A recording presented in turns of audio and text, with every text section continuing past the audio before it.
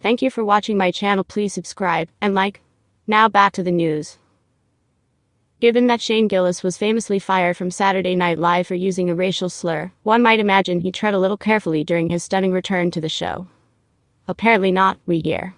Sources tells Page Six that Gillis plans to use the Down syndrome jokes that have long been a part of his act.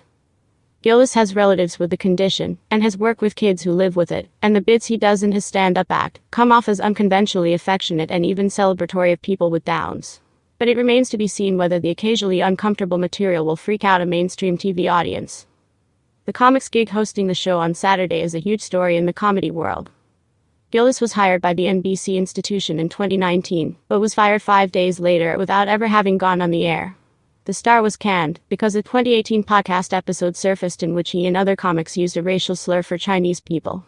They were impersonating old-fashioned pre-war landlords when they used the phrase, but SNL boss Lorne Michaels still gave him the boot. A Page Six spy saw Gillis working out material a couple of times in comedy clubs in the city in the days leading up to his hosting gig, and told us he seems to be prepping the Downs bits. He's going all in, said the spy. Meanwhile, sources at the Super Bowl in Las Vegas earlier this month said that Gillis was the star of the weekend. He was at every party, and everyone seemed to want to talk to him, said the spy. He's got way more famous than most SNL cast do. Since the SNL incident, Gillis has gained some serious profile in part because of his two popular Netflix specials, Live in Austin and Beautiful Dogs, but perhaps mostly because of his regular appearance on controversial but wildly popular podcast, The Joe Rogan Experience.